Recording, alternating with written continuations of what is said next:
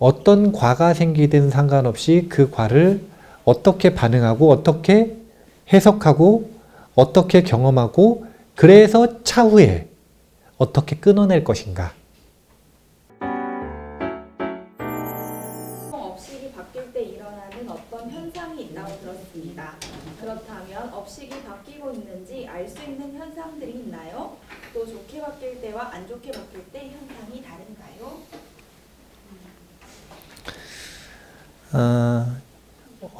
업식이 바뀔 때 일어나는 현상이라고 표현을 했는데요. 이제 이런 것들은 이 용어로 표현을 할 때 그 동양 철학에서는 징조라고 하는 용어를 써요. 징조. 그리고 이 현대 심리학에서는 상징이라고 표현을 합니다. 상징. 그래서 징조와 상징에 대한 이야기인데, 현상으로 드러나기 전에, 이제 현상으로 드러나기 전에 일어나는 징조와 상징에 대한 이야기를 이야기할 때면, 제가 보통 이런 이야기들을 하게 되는 경우가, 누군가 어떤 꿈을 꿨는데, 이 꿈이 좋은 꿈인가 나쁜 꿈인가 이런 걸 아직도 이제 종종 물어보시는 분들이 계세요. 제가 보통 답변을 반문을 하기 때문에 이제는 잘 안 물어보시기는 하는데, 근데 아직도 물어보시는 분들이 있거든요. 어떤 반문을 하냐면 그런 꿈을 꿨을 때 느낌이 어땠는지를 물어봐요. 그 경험을 했을 때, 그런 징조를 봤을 때, 그런 상징을 경험했을 때 어떤 느낌이었는지, 좋은 느낌이었는지 나쁜 느낌이었는지.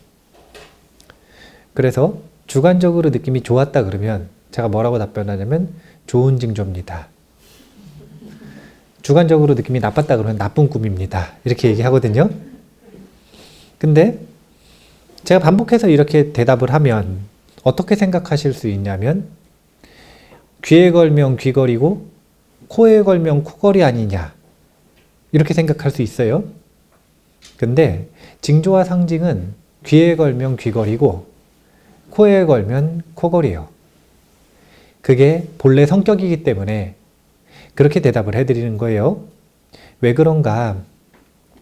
자비도량 참법이라고 하는 이 텍스트를 가지고 기도를 하다 보면 거기에 과보를 여러 가지 용어로 쓰는데 업보라는 표현도 써요. 과보라는 표현도 씁니다. 그런데 화보라는 표현을 또 써요. 화보. 근데 씨앗을 심으면 그 씨앗이 그 과를 만들어내는 데 있어서 곧바로 열매를 맺는 게 아니라 여러 가지 상징들이 있잖아요. 발아하는 것부터 시작해서 중간에 자라나는 것, 그리고 어떻게 성장해가지고 어떤 시기에 어떻게 잎이 바뀌고, 그 다음에 시간이 지나서 사실은 과일이 열리기 전에 꽃이 피기도 하고, 또 어떤 거는 과일이 먼저 열리기도 하고, 이런 자연의 순서들이 있는데, 이것이 뭐냐면 시간이 흐름에 따라 어떻게 성숙돼서 변화하는지가 자연적으로 드러나고 있는 보편적인 원리들이에요.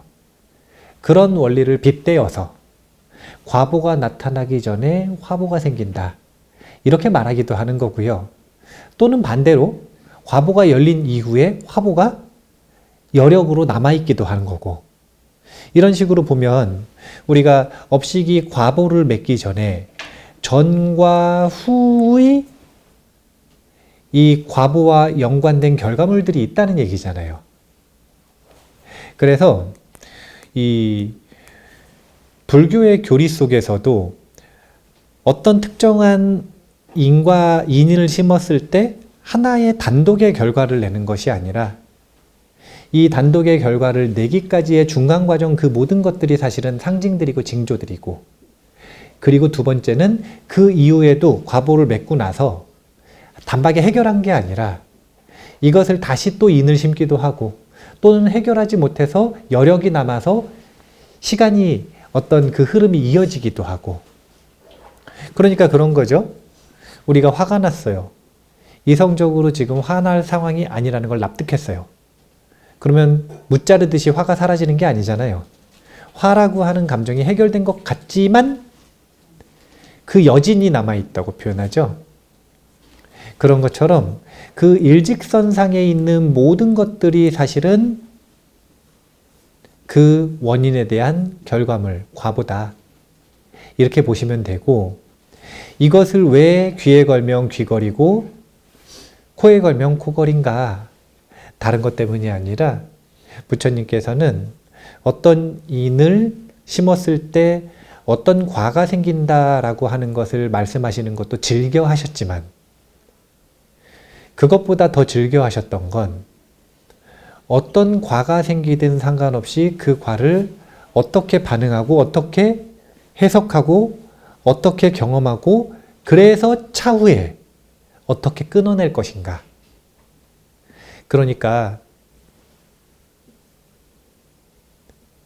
앞으로 나쁜 일이 생기지 않게 해주세요 라고 하는 기도 주제가 아니라 부처님은 어떤 기도 주제를 훨씬 더 중요시 여기셨냐면 나쁜 일이 생겨도 그것을 잘 소화할 수 있도록 내 마음을 바꾸는, 내 반응을 바꾸는 기도 주제를 훨씬 중요시 여겼다. 그래서 어떤 결과가 나오는지가 아니라 그 결과에 대한 내 반응이 어떠한가? 이것을 중요시 여기셨기 때문에 이게 좋은 결과가 나올지 안 좋은 결과가 나올지 그것을 그 징조와 상징을 이제 해석하는 해석학보다는 뭐가 훨씬 더 중요한 거냐면 그 징조와 상징을 내가 어떻게 경험하고 있는지 이것이 훨씬 중요한 것이다 라고 보시면 돼요. 왜냐하면 안 좋은 일이 일어남에도 불구하고 그것이 마음이 편안해요. 그러면 그 사람에게는 객관적으로는 안 좋은 일이라 하더라도 그 사람에게는 그렇게 안 좋은 일이 아닐 수도 있는 거예요. 이런 자기의 마음의 반응과 태도가 무엇을 바꾸는가? 그 현재의 결과 말고 다음에 일어날 결과들에 아주 강력한 영향을 미친다. 그래서 과거를 바꾸는데 중점을 두지 않고 현재에 어떤 일이 일어날지 예측하는 데도 중점을 두지 않고 무엇을 바꾸는 거냐면 현재 일어나고 있는 경험에 내가 어떻게 반응하고 대응할 것인가? 이것을 바꿔서 미래를 개선하는 것이 부처님의 초점이다. 이렇게 보시면 돼요.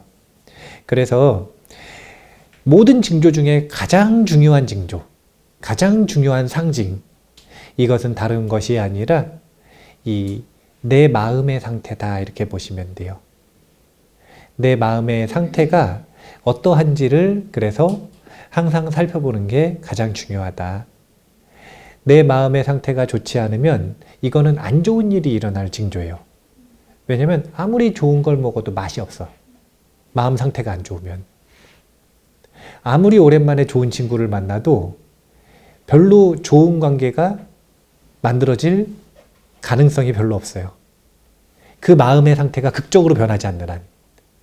하지만 마음의 상태가 좋으면 웬만한 일들은 다 웃고 넘어갈 수 있고 웬만한 일들은 다 긍정적으로 해석할 수 있고 웬만한 것들은 다 소화할 수 있고 그런 변화시킬 수 있는 마음의 상태이기 때문에 힘이 있는 것이기 때문에 모든 징조와 상징 중에 가장 중요한 것은 내 정신 상태, 내 마음의 상태가 어떠한가. 이것이 가장 중요한 징조고 상징이다. 그래서 징조와 상징, 이게 뭐냐면 점 보는 것과 비슷한 건데 오늘 어떤 일이 벌어질지 점 보고 싶으시면 아침에 딱 눈 뜨고 세수하고 이빨 닦은 다음에 내 마음 상태가 어떤지 보시면 그날 하루 종일 운이 좋을지 나쁠지 기분이 좋을지 나쁠지 일이 잘 될지 안 될지 이런 점을 가장 정확도 높게 볼 수 있다. 이렇게 보시면 돼요. 그래서 모든 징조와 상징 중에서 가장 중요한 게 내 마음 상태다. 그렇게 답변을 해드리고 넘어가도록 하겠습니다.